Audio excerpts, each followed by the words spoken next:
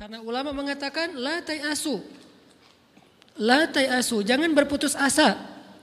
Fa innal ya's laisa min akhlaqil muslim atau mukmin. Karena sesungguhnya keputusasaan bukan di antara akhlak orang yang beriman. Orang yang beriman itu tidak pernah berputus asa. Serumit apapun masalah kita, kalau kita punya yakin sama Allah bahwa Allah ala kulli syai'in qadir, maka kita pasti akan punya harapan.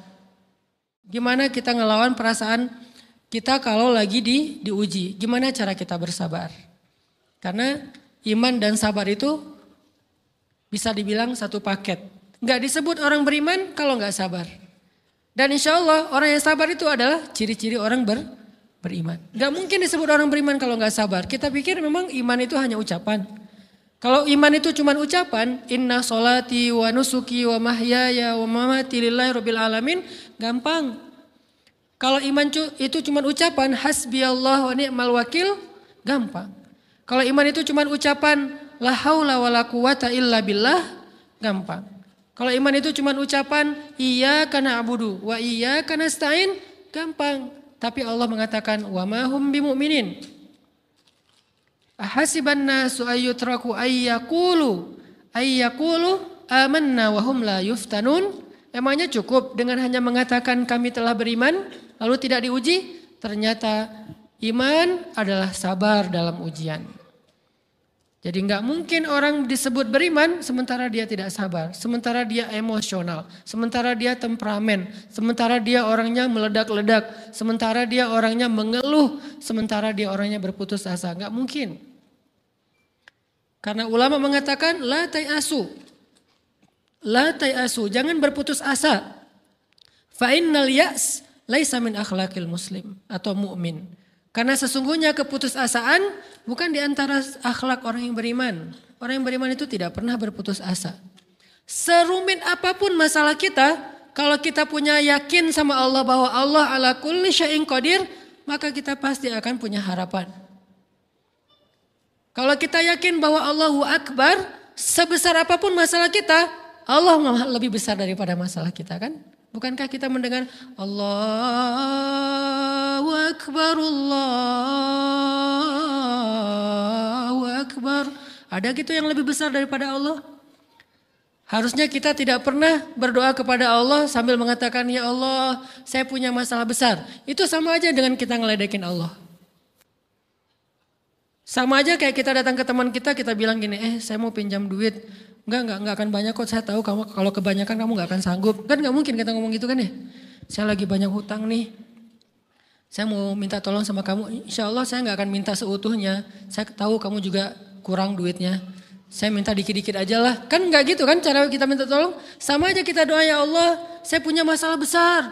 Ngomong ke Allah punya masalah besar. Kalau kita ngomong ke manusia kayak gitu wajar. Tapi ke Allah, ya Allah saya punya masalah kecil nih. Apa?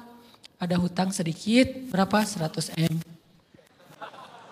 Allah kan ghaniyun, maha kaya. Jadi jangan pernah mengatakan 100 M itu besar di hadapan Allah. Kita ngeremehin Allah banget. Bukankah Allah maha kaya? Jangan pernah mengatakan bahwa musibah kita, ditinggalkan orang yang kita cintai, dibully seluruh dunia, itu besar di hadapan Allah. Bukankah Allah cukup buat kamu, kata kamu? Inna sholati wa nusuki wa mahyaya hasbiyallahu ni'mal wakil. Jadi Allahu Akbar.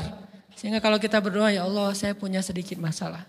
Bukankah Umar pernah mengatakan, ya nafsi, idza daqat alaikid dunya, fala taquli ya Rabbi indi hammun kabir, faquli ya hammun indi rabbun kabir. Wahai jiwaku, kalau kamu merasakan kesempitan, kegalauan, bingung, sakit, jangan pernah kamu mengatakan, ya Rabbi saya punya masalah besar. Tapi katakanlah, wahai masalah saya punya Rabb yang maha besar. Iman dan harapan, berharap itu enggak bisa dipisahkan. Iman dan sabar itu enggak bisa dipisahkan. Iman dan berserah diri atau menyerahkan urusannya, tawakul atau kita nyebutnya tawakal, enggak bisa dipisahkan. Bagaimana kita mau menyebut diri kita mukmin sementara kita enggak sabar ketika diuji dengan perasaan? Alhamdulillah kalau kita selama ini masih bersabar dengan ujian fisik. Ujian fisik yang setiap hari kita alamin apa? Lelah, capek, pulang kerja, pulang sekolah, pulang dari kampus, ngaji. Capek kan?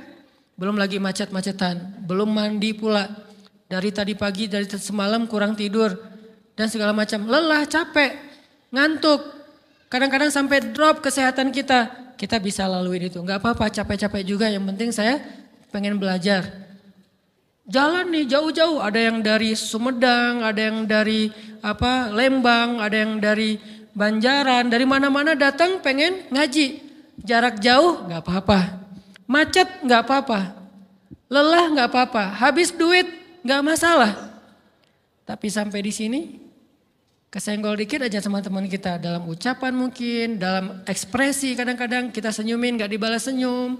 Atau mungkin hal-hal sepele. Itu bikin seolah-olah amal kita yang udah habis-habisan tadi jadi berkurang sampai habis pahalanya. Ujian perasaan. Kadang-kadang datang ke sini nggak ada rasa tidak nyaman sedikit mungkin dengan teman kita atau dengan orang yang di sebelah kita. Akhirnya kita merasa tersinggung, akhirnya kayak jadi berlebih-lebihan. Di tangga, di pintu, pas keluar, di tempat wudhu, di mana. Hal sepele sebetulnya, tapi mengganggunya bukan fisik kita. Yang terganggu bukan harta kita, tapi yang terganggu perasaan kita nih. Rasa nyaman kita yang terganggu. Seolah-olah hilang semuanya. Jadi gak berarti. Ini namanya ujian teman-teman. Mudah-mudahan kita bisa istiqomah dalam masalah perasaan ini. Pertanyaan sederhananya adalah gimana sih cara kita menghadapi itu? Saya juga lagi belajar, ini bukan kata saya ya. Tapi saya coba merangkum dari beberapa hadis, dari beberapa ayat. Mudah-mudahan ini jadi semacam tips dari Allah, dari Rasul. Cara kita supaya lebih sabar dalam menghadapi ujian, khususnya ujian perasaan. Pertama, saya mengambil dari hadis riwayat yang diriwayatkan dari Abu Hurairah, hadis Hasan. Nabi SAW mengatakan, "Ma yazalul bala'u bil mu'mini wal mu'minati fi nafsihi wa waladihi wa malihi hatta yalqallaha ta'ala wa ma alaihi khati'ah." Tidaklah seseorang selesai diuji, baik dia laki-laki, orang yang beriman atau perempuan yang beriman, baik itu ujiannya terjadi pada dirinya atau melalui anaknya atau melalui hartanya. Artinya ujian harta, ujian fisik, ujian perasaan. Sampai dia bertemu dengan Allah dan dia tidak punya dosa. Apa maksud dari hadis ini? Ujian itu tidak akan berakhir kecuali kalau dosa kita sudah habis. Allah akan menguji kita terus untuk membersihkan diri kita dari dosa. Sehingga yang harus kita coba bangun awareness dalam diri kita kalau lagi diuji. Allah pengen membersihkan dosa saya nih. Sehingga kita ridho dengan ujian. Bukan ikhlas ya. Kalau ikhlas ibadah. Kalau ujian ridho, rela. Saya ridho ya Allah walaupun ini berat. Saya ridho ya Allah walaupun saya berharap Engkau beri jalan keluar. Saya ridho ya Allah walaupun saya berharap ditolong oleh Allah. Tapi tetap ridho. Ridho diberikan ujian itu. Sambil berdoa diberikan jalan keluar, ditolong, diberikan keajaiban. Cuman gak mau mengeluh. Dan berdoa meminta jalan keluar bukan mengeluh. Itu ibadah. Berdoa itu ibadah dalam Islam. Sehingga Allah suka banget sama hamba yang berdoa. Allah suka dengan hamba yang curhat. Nabi itu kalau lagi curhat, doanya aja bisa berjam-jam cuma doa doang tuh. Kayak hadis Aisyah pas lagi cemburu malam-malam kan. Aisyah lagi tidur. Ini jatah malamnya Aisyah. Tiba-tiba dia nyari-nyari raba-raba, Nabi gak ada, dicari di kamar mandi gak ada. Biasanya Nabi sholat di sebelah Aisyah, wah curiga nih jangan-jangan ke rumah si fulan. Dicari ke rumahnya, ditelepon gak aktif mungkin lagi dicas, datang ke rumahnya. Ketuk pintu. Hafsah, Nabi di rumah kamu enggak? Enggak Aisyah, beneran. Cari ke rumah Sofia. Sofia, Nabi di sini enggak? Enggak, beneran. Cari ke rumah Maria. Maria di sini enggak Nabi? Enggak. Kemana ya Nabi? Rumah istri-istri yang lain gak ada. Pas balik ke rumahnya, ngelewat masjid, ngelihat Nabi lagi sujud di Masjid Nabawi, di mihrab. Dan Aisyah mendengar Nabi menangis sambil berdoa. Dan sujudnya itu seperti membaca 1 juz Al-Quran. Dan itu isinya doa nangis. Robbi. Jadi kalau kita katakan gak usah banyak berdoa sama Allah, malu. Justru Allah suka kepada hamba yang berdoa. Justru sebaliknya kalau kita jarang berdoa atau enggan berdoa, buat Allah itu orang sombong. Allah gak suka hamba kayak gitu. Kamu gak butuh saya, sama kayak kita lagi ada masalah, punya teman yang punya kelebihan harta, terus kita kayak bingung gitu nyari kesana kemari pinjaman, dia nggak dikasih tahu. Pas dia tahu dari orang lain, dia ngomong apa? Kamu nggak nganggap saya ya? Emangnya saya bukan teman kamu? Kok kamu punya masalah keuangan tapi saya nggak dikasih tahu, malah saya tahunya dari orang lain? Tersinggung kan? Kalau teman kita aja tersinggung, apalagi Allah. Kamu punya masalah kok nggak ngomong ke saya, wahai hambaku? Bukan berarti Allah nggak tahu, Allah tahu, cuman Allah berhak, bukan ingin ya, berhak untuk dilibatkan. Allah berhak untuk dicurhatin. Allah berhak untuk dijadikan tempat kita untuk habis-habisan menangis dan melampiaskan masalah kita kepada Allah dalam bentuk curhat-curhat dan doa. Sehingga kalau kita berdoa, ya Rabbi, Allah langsung inni qarib, mendekat Allah kepada kita. Jadi teman-teman yang dirahmati Allah, kalau kita punya masalah, kita coba bangun awareness, oh Allah pengen membersihkan dosa-dosa saya nih. Terus kita berdoa, ya Allah bantu saya, ya Allah tolonglah saya, istighfar. Saya kadang-kadang ngerasa nih, kalau ada dosa, ada kesalahan, ada kekeliruan yang saya lakukan misalnya gitu. Kalau saya nggak kuat istighfarnya, bentar lagi akan diuji sama Allah. Ujiannya macam-macam, alhamdulillahnya ujiannya masih ketahan. Pasti diuji sama Allah. Kalau istighfarnya nggak kuat, taubatnya tuh nggak kuat, langsung diuji sama Allah. Dan saya langsung sadar, oh benar berarti yang tadi ini lagi dihapus sama Allah nih. Perkencang lagi, perkuat lagi istighfar. Kenapa? Karena kalau istighfar kita kuat, berarti kan dosa kita dihapus dengan istighfar ya. Otomatis ujian kita durasinya berkurang. Makin kuat istighfar, makin berkurang. Kalau istighfarnya udah mantap, udah selesai, Allah cabut tuh ujian kita. Diganti dengan kebaikan. Jadi teman-teman kita coba sadari, oh kalau Allah menguji saya, emang saya banyak dosa. Sebelum kita mencari kambing hitam, nyalah-nyalahin orang lain, sebelum kita marah kepada orang lain, kadang wajar kita marah kepada orang lain gara-gara ucapannya, komennya, teks dari dia, wajar. Tapi sebelum itu marah dulu kepada diri kita atas dosa dan kesalahan kita yang baru saja kita lakukan. Atau yang dulu kita lakuin dan belum benar-benar kita tinggalkan. Kalau kita ngerasa banyak dosa di masa lalu sebelum kita taubat, hijrah, berarti mungkin itulah alasan kenapa sekarang kita diuji setelah hijrah. Kenapa agak-agak harus jungkir balik setelah kita hijrah. Kenapa harus sedikit berdarah-darah setelah kita hijrah. Anggap aja itu untuk mengkifarat, membersihkan dosa-dosa kita yang telah lalu. Supaya apa? Supaya kalau kita pulang kepada Allah, kita pulang dalam keadaan bersih. Dan itu pasti akan menjadi orang yang paling beruntung. Daripada nanti diberesin di akhirat, mending diberesin di dunia kan. Soalnya kalau diberesin di akhirat itu lebih berat. Akhirat itu perlakuannya beda dengan di dunia. Di dunia kalau kita salah akan dibalas oleh Allah. Kalau kita belum taubat, dibalas oleh Allah sama. Tapi di akhirat ukurannya beda. Sehingga heran ya, kalau ada orang yang merasa beruntung lolos dari hukuman dunia, dia pikir dia udah lolos dari hukuman Allah. Mending dia beresin deh di dunia daripada nanti di akhir berlarut-larut. Itu bahaya banget. Kalau buat saya pribadi dan saya yakin teman-teman juga kayak gitu, gak mau ada masalah di akhirat, mending masalah di dunia aja. Tapi masalah di dunia juga kita gak mau berlarut-larut, pengen cepat dimudahin sama Allah. Caranya istighfar. Tidaklah Allah memberikan kepada kita ujian kecuali salah satu alasannya pengen menghapuskan dosa. Idza kathurat dzunubul 'abdi walam yakun lahu min amalin liyukaffiraha fabtalahu Allahu bil hazan liyukaffiraha. Kalau seorang hamba banyak dosa dan dia enggak cukup amal untuk mengkifarat dosa-dosanya, Allah akan menguji dia dengan rasa sedih, dengan rasa kecewa, dengan rasa berat, sakit hati untuk mengkifarat dosa-dosanya. Itu yang kita bangun. Sehingga kalau ada masalah sama orang lain, kita memperbaiki diri dulu. Bukan sibuk dengan kesalahan dia terus menerus yang gak mau kita maafin. Misalnya ada teman kita nih, jadi clash sama kita. Hal pertama yang kita bangun, astagfirullahaladzim saya banyak dosa nih. Tapi kan yang salah dia, ya tapi mungkin dia gak akan mengatakan kalimat itu, gak akan bersikap kayak gitu kalau kita gak punya dosa.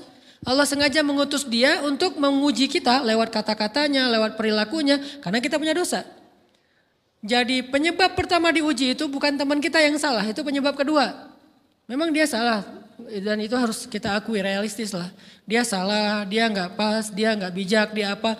Oke, tapi yang mentakdirkan dia salah kepada kita, Allah Subhanahu wa taala, kenapa Allah takdirkan gitu? Karena kita masih punya banyak dosa. Allah kirim kita ujian, bisa manusia, bisa alam, bisa dalam diri kita sendiri. Itu semuanya adalah cara Allah untuk menguji kita dan membersihkan dosa-dosa kita. Ini yang kita bangun pertama. Yang kedua, kata Nabi di dalam hadis Bukhari, "May yuridillahu bihi khairan." Yang terkenal kan yufaqihu fiddin, itu yang terkenal. Ternyata ada dua modelnya. Ada may yuridillahu bihi khairan yufaqihu fiddin. Siapa yang Allah pengen kasih dia kebaikan kebaikan, Allah akan buat dia mengerti halal dan haram. Itu berarti Allah sayang sama dia. Ini satu model hadis. Ada model yang kedua, mirip redaksinya. May yuridillahu bihi khairan yusib min. Hadis Bukhari. Siapa yang Allah pengen ngasih dia kebaikan, Allah uji. Hah? Kok gitu caranya? Ternyata kayak gitu rahasianya.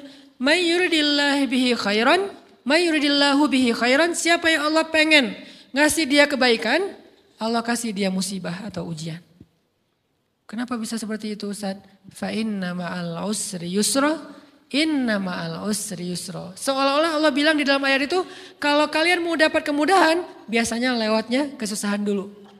Kalau kalian pengen dapat keberuntungan, biasanya dapatnya kerugian dulu. Tapi keberuntungan dan kerugiannya pasti gak sebanding. Keberuntungannya jauh lebih besar daripada kerugiannya. Kerugian itu kayak modal doang, DP. Jadi kalau kita mau dapat kejutan dari Allah, Allah kasih kita DP. DP-nya apa? Ujian, DP-nya musibah, DP-nya rasa gak nyaman. Itu DP tuh. DP terhadap apa? DP dari Allah terhadap hadiah-hadiah besar yang Allah pengen ngasih ke kita setelahnya. Cuman banyak orang yang menolak DP ini.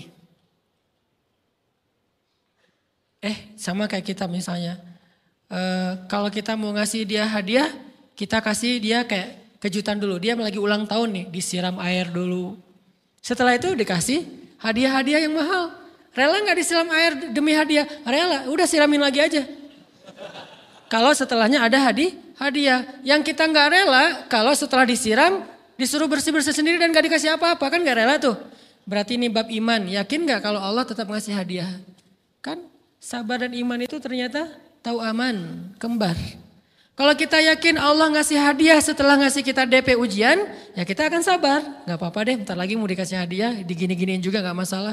Dibully, diapain sama Allah, biarin aja. Ya Allah saya sabar, kan bentar lagi mau dikasih hadiah nih. Ini masalah yakin. Tapi kalau kita gak yakin, apa sih maunya Allah gitu kan. Begitu kalimat ini keluar, maka yang muncul setelahnya adalah mengeluh, berputus asa, dan gak akan sabar menghadapi ujian.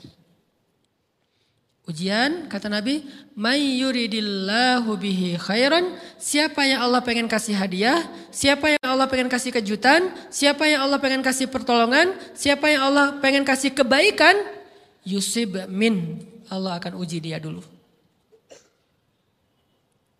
Ini sunnatullah, sehingga kalau kita lagi diuji, yang kita lihat jangan ujiannya, apa setelah itu. Gimana ngelihatnya Ustaz gak kelihatan? Dengan mata hati. Istafti qalbak, tanya kepada hatimu, kelihatan gak? Dengan mata hati. Gimana ngelihat dengan mata hati? Dengan iman, saya percaya Allah pasti ngasih kebaikan setelah ini.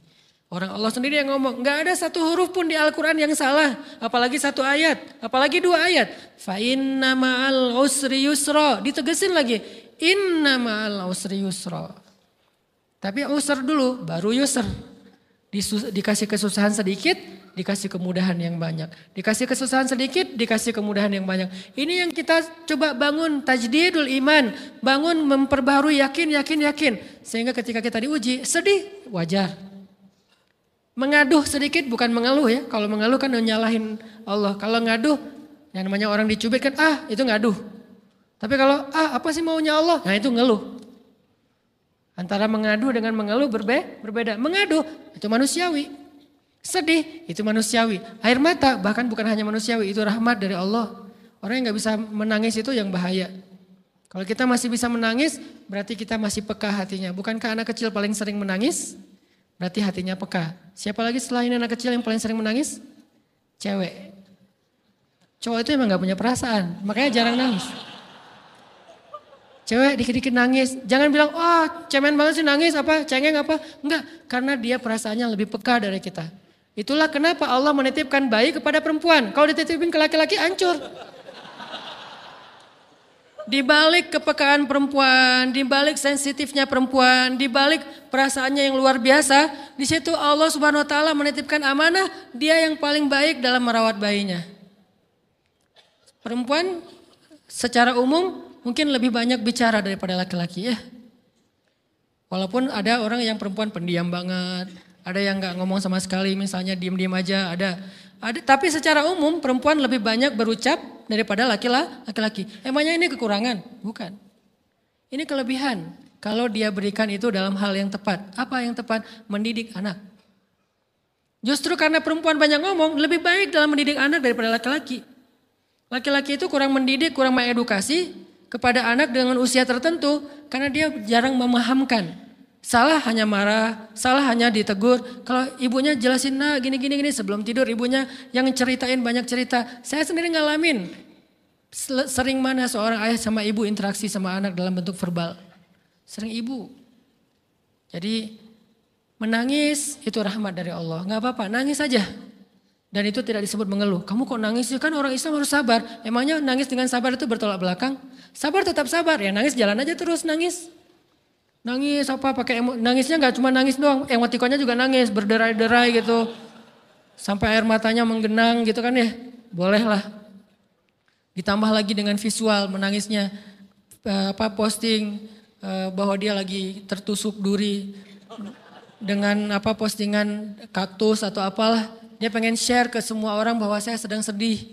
Sehingga nanti ketika ada orang yang menghibur dia dengan sedikit kata-kata yang sabar ya segala macam, wah makin berderai-derai. Itu belum jadi, kecuali dia keluarkan kata-kata mengeluh, baru dia disebut orang yang banyak mengeluh, berputus asa. Kalau mengaduh wajar, walaupun ada nabi udah diuji berat gak mau mengaduh, apalagi ngeluh.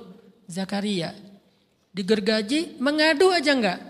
Kenapa? Karena kata malaikat kalau kamu mengaduh sedikit aja, maka Allah Subhanahu wa taala akan menghancurkan kaum ini. Dia kasihan kepada kaumnya enggak mau mengaduh. Satu-satunya orang yang kita tidak boleh mengaduh hanya orang tua. Atau itu mengeluh kalau untuk orang tua. Kalau yang lain enggak disebut mengeluh. Kalau ke teman, malas enggak apa-apa. Jangan sering-sering tapi. Apaan sih? Ke teman boleh. Tapi ke orang tua, saja itu bukan lagi mengaduh, itu sudah mengeluh. Khusus untuk orang tua. Kalau di antara manusia. Kalau kepada Allah dan Rasul, pastinya lebih dari itu. Ketika kita diam saja, tidak langsung beranjak, sami'na wa ata'na labbaik ya rabbi wa sa'daik, enggak memenuhi panggilan Allah, itu sudah disebut bagian dari kufur ingkar. Tapi minimal kita mungkin masih mengaduh, kita masih menangis, kita masih lelah, kita masih merasa lemah. Setidaknya kita tidak mengeluh. Kenapa? Kita percaya Allah kalau mau ngasih hadiah kepada hambanya, DP-nya itu ujian. Dan yakinlah hadiahnya minimal 10 kali lipat lebih baik daripada ujian itu.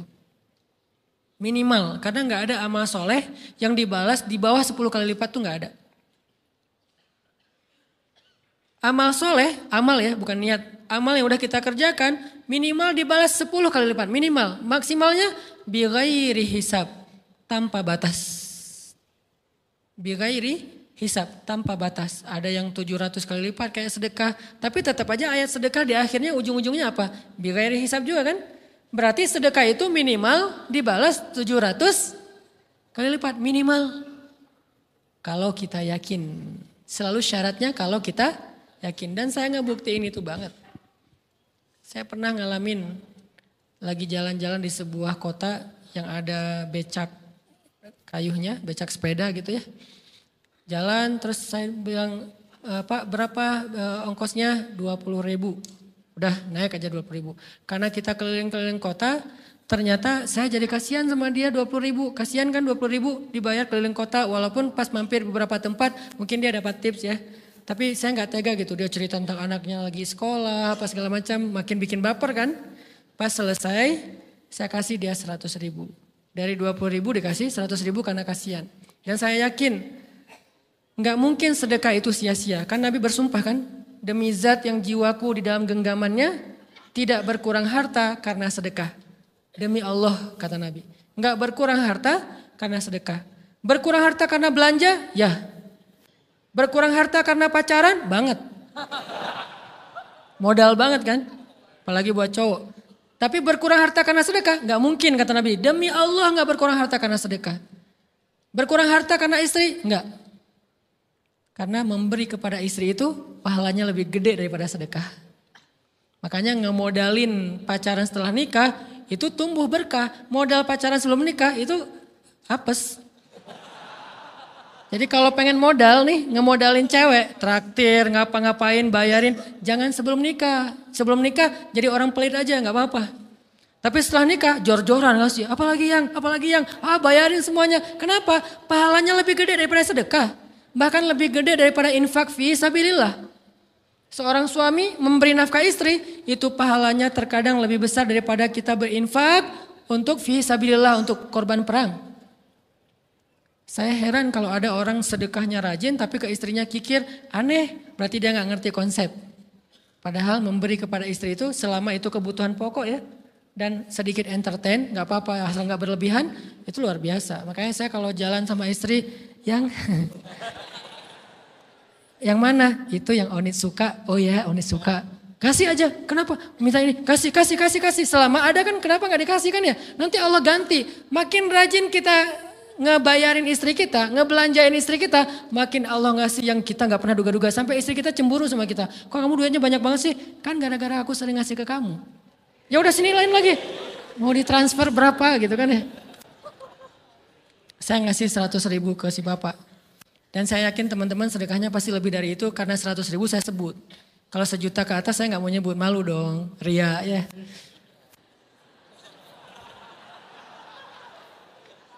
Sebenarnya nggak pernah sih. 100.000 deh, karena kan kecil, saya kasih 100.000. Ternyata begitu saya kasih 100.000, dia doa. Nah ini nih pentingnya sedekah ke orang yang membutuhkan tapi nggak minta-minta, dia tulus. Dia langsung doa, ya Allah Pak mudah-mudahan rezekinya lancar, berkah, bertambah dan segala macam, bahagia keluarganya. Doa-doa ini semuanya dikabulkan dalam hitungan hari. Pertama bertambah bahagia rumah tangganya, dapat kecupan dari istri. Dia nganggap suami saya cowok banget sih. Mulai 1 nih. 2, demi Allah selang 15 jam kalau nggak salah, karena waktu itu malam, besok paginya ada orang yang ngejar-ngejar saya pengen ngasih hadiah. Ustadz saya pengen ketemu Ustadz. Maaf saya nggak bisa ketemu sekarang, lagi rush, lagi tight schedule gitu-gitulah, sok-sok gaya nggak jelas gitu ya. Terus Ustadz saya pengen banget ketemu, dia nggak ngomong pengen ketemu apa. Kalau dia bilang mau ngasih duit kan langsung saya prioritaskan kan ya. Berhubung dia nggak ngomong, ya udahlah, saya sosok jual mahal gitu. Tapi yang namanya rezeki kan gimana kita tolak, dia datang kan. Saya nolak. Pokoknya sebentar aja 5 menit nggak akan ganggu waktu Ustadz. Ya udah besok pagi ya pas breakfast gitu. Pakai gaya-gaya dikit breakfast. Pas breakfast, oh ya siap Ustadz. Jam berapa? Jam 8. Udah janjian jam 8. Mungkin orangnya nih dengar live streaming, Pak jazakumullah khair jaza. Makasih banyak, mudah-mudahan Allah tambahkan rezekinya. Terus beliau besok mau flight ke luar kota jam 8. Akhirnya ngubungin lagi malamnya, Pak Ustadz maaf gak bisa ketemu besok. Karena saya jam 8 itu jadwal terbang. Oh ya udah gak apa-apa, senang dong saya gak jadi ketemu kan. Tahu gitu kan nyesel saya tuh, senang. Besok pagi jam 6, Pak Ustadz alhamdulillah ternyata penerbangan saya di-delay ke jam 11. Allah delay penerbangannya demi ngasih rezeki buat saya. Kan luar biasa kan. Nah, ini hikmah kepedean saya, kegeeran kepada Allah gitu. Di delay demi sah. Kan kadang-kadang GR ya di depan Allah ya. Robbi akraman kan gitu ayatnya. Allah memuliakan saya dengan istighfar tetap. Akhirnya saya bisa ketemu Ustaz. Saya nggak baca WA-nya. Terlambat baca, baru baca jam 8. Dia udah mulai agak putus asa. Kayaknya udah gak mungkin ketemu nih. Jam 8 pas saya baca, ternyata orangnya nggak di delay. Ya udah saya balas, ya udah sekarang saya tunggu ya jam 9, maaf cuma sebentar. Enggak apa-apa Ustaz 5 menit. Datang dia. Datang ngasih apa coba? Ngasih duit 200 juta. Demi Allah. Cuman berselang beberapa jam saya tolak-tolak. Tahu gitu Pak, datang malam ini aja.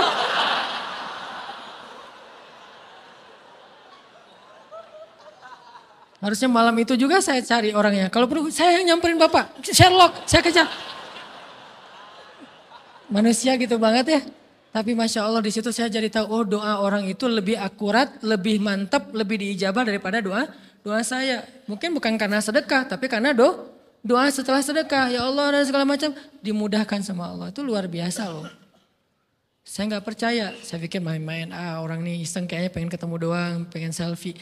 Ternyata pas saya cek, ditransfer, di capture, Ustadz udah ditransfer.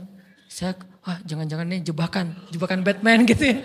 Nyari-nyari sana segala macam, alhamdulillah ternyata emang niat baiknya pengen, alhamdulillah saya terkesan, saya dapat hidayah lewat Ustadz segala macam. Sekarang saya pengen membalas jasa Ustadz walaupun kecil 200 juta. Untung saya nggak kaget dan kemudian pingsan. Pak 200 juta stroke kan ya bahaya, lebih mahal dari 200 juta.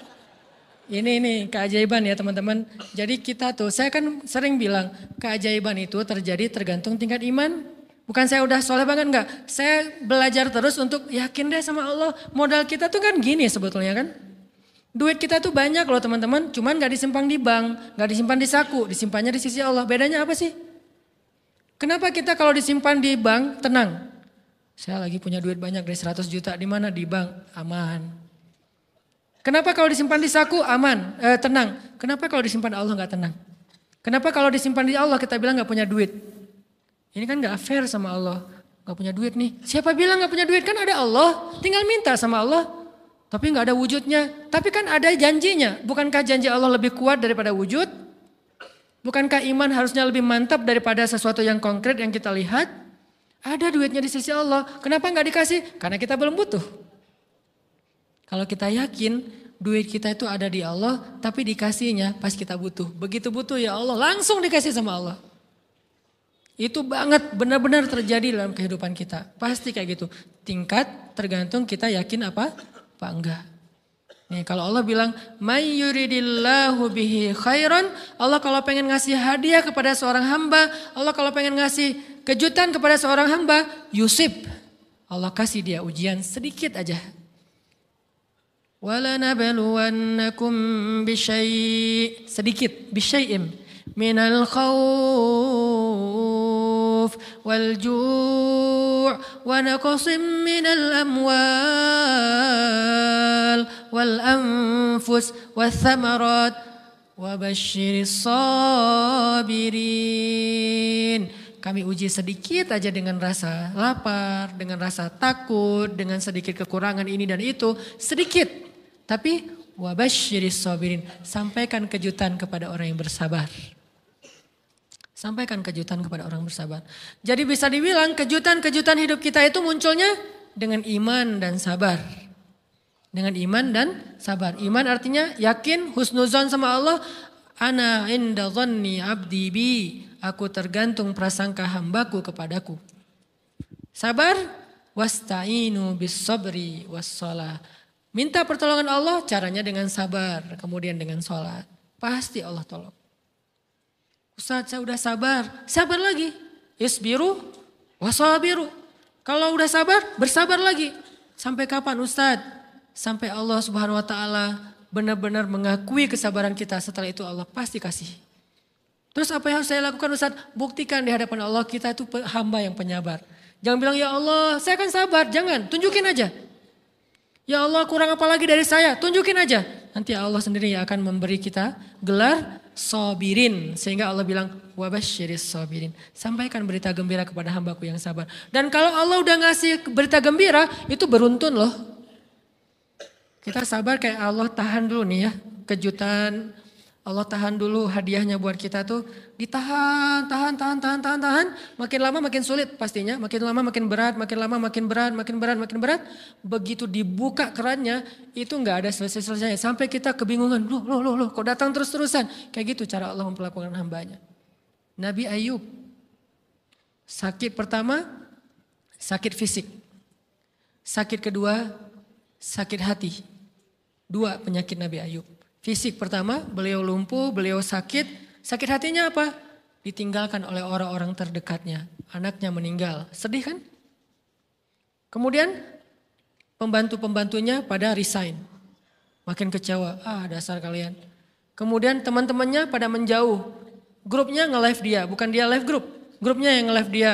Wah. Orang unfollow, tiba-tiba followersnya tinggal 1 doang. Yang tadi ada ribuan, sekarang tinggal 1. Istri satu-satunya yang masih setia mendampingi beliau.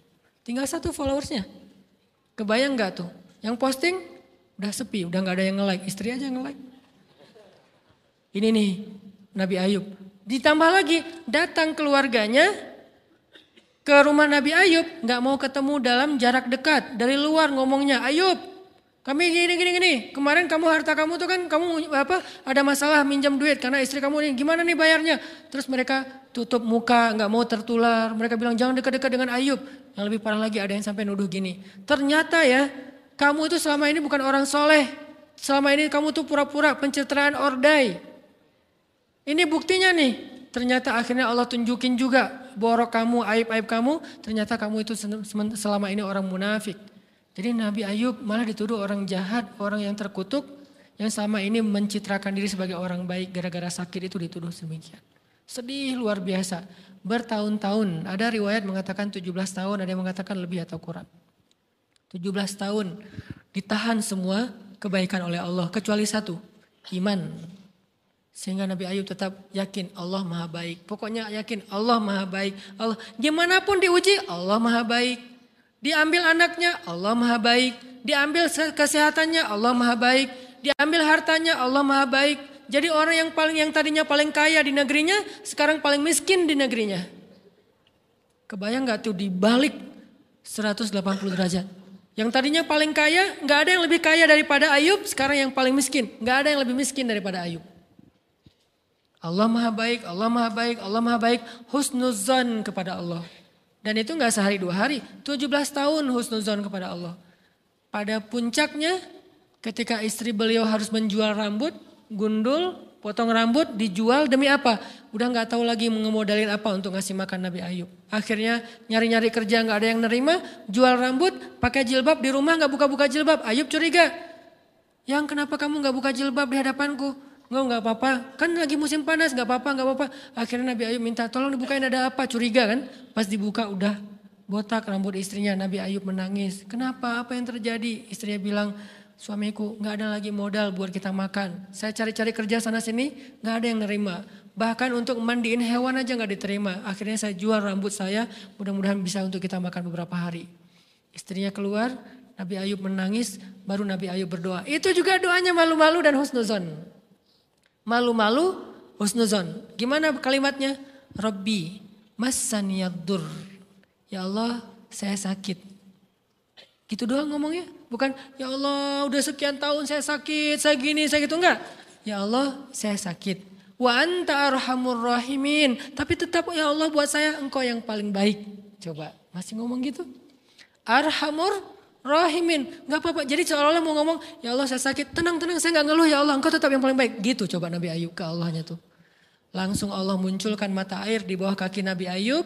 Tiba-tiba beliau jadi basah, mandi, sembuh semua penyakit, rontok dengan semua luka-lukanya. Dan wajah Nabi Ayub semua tubuhnya menjadi muda, yang usianya tadi udah 80-an tahun, tiba-tiba menjadi di antara 35 tahun. Itu usia ideal. Maaf ya, saya usianya kurang lebih segitulah.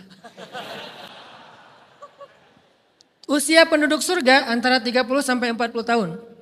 Itu usia penduduk surga. Dan usia itu mempertemukan 2 kebaikan. Fisiknya sudah sempurna dan akalnya juga kebijaksanaannya sudah sempurna. Kalau di bawah 30 tahun fisiknya sempurna, akalnya belum sempurna. Kalau di atas 40 tahun akalnya sempurna, fisiknya sudah berkurang. Antara 30, 40, 45 ya kurang lebih segitulah. Nabi Ayub menjadi muda lagi. Jadi keren. Persis kayak masa mudanya. Jadi kalau ngelihat foto yang postingan pertama di Instagramnya tuh mirip nih. Kan udah postingan yang ke 1000 ya. Udah berapa tahun dia pakai akun yang sama. Wah mirip dengan yang dulu. Istrinya datang. Begitu datang, astagfirullahaladzim. Ada cowok keren di rumahnya. Tapi mirip Ayub. Cuman gak mungkin ini Ayub. Langsung nyari Ayub, di mana Ayub? Kata Ayub, saya Ayub, suami kamu. Enggak, kamu bukan Ayub. Suami saya itu udah tua, suami saya sakit-sakitan, kamu bukan Ayub. Mirip sih. Akhirnya, saya Ayub, apa buktinya kamu Ayub? ditunjukkan buktinya oleh Nabi Ayub. Apa buktinya? Nabi Ayub menyampaikan beberapa kenangan mereka berdua di masa lalu yang gak ada yang tahu kecuali mereka berdua.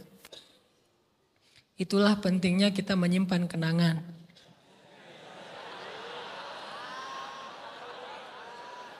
Kalau ada masalah gitu kan, nauzubillah harus operasi apa wajahnya. Kamu bukan suami saya. Ada buktinya apa? Ada satu hal yang cuma kita berdua yang tahu. Kalau perlu jangan satu hal, banyak hal ya. Cuma kita doang yang tahu. Orang lain nggak tahu. Pas disebut itu benar, tidak ada yang tahu masalah itu kecuali kita berdua.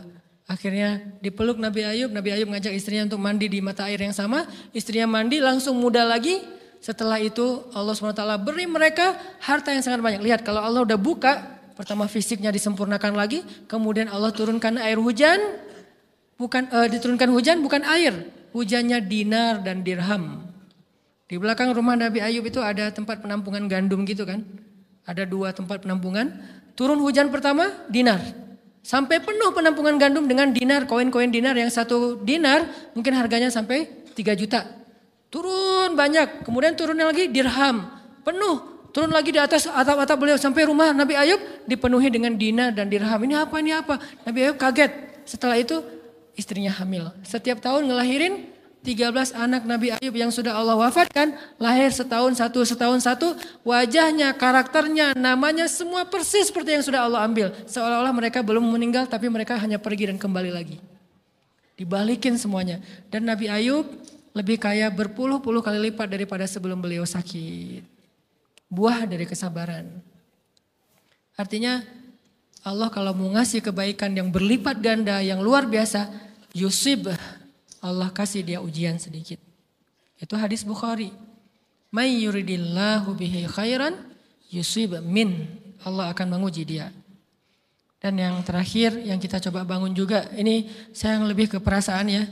Kalau amaliyahnya mungkin ustadz-ustadz lain mengajarkan amal riyadhah buat sabar segala macam. Ini lebih ke perasaan. Satu, kita yakin emang kita layak dikasih hukuman kayak gini, emang kita banyak dosa. Jangan terlalu besar kepala, saya nggak layak dihukum, saya nggak layak diperlakukan kayak gini. Kalau manusia ke kita wajar kita ngomong kayak gitu. Saya nggak layak diperlakukan kayak gini sama dia, oke. Tapi oleh Allah layak banget karena emang kita banyak dosa. Makanya kalau kita nggak kuat lama-lama digituin, banyak istighfar. Yang kedua, husnuzon, lebih keperasaan nih. Oh Allah pengen ngasih saya kejutan. Sabar. Sampai kapan? Sampai Allah benar-benar melihat kesabaran kita. Yang ketiga, nah ini juga lebih keperasaan. Allah itu kalau kangen kepada kita, ngasih kita ujian. Terutama kita yang kalau nggak dikasih ujian, jarang romantis sama Allah. Kalau udah dikasih ujian, Allah Akbarnya tuh bergetar gitu. Allah Akbar. Kenapa? Banyak ujian. Tapi kalau lagi normal, sholat sebelah kaki, santai aja. Kalau perlu bersandar gitu ya. Sholatnya nggak wudhu, tayamum cepet-cepetan, biar gampang gitu. Kan tayamum juga boleh Ustaz, kayak gitu-gitu lah. Kenapa? Kalau lagi normal, doa, Rabbana atina fid dunya hasanah. Kalau misalnya baca dalam sholat, qul huwallahu ahad, itu juga dibagi 3 rakaat.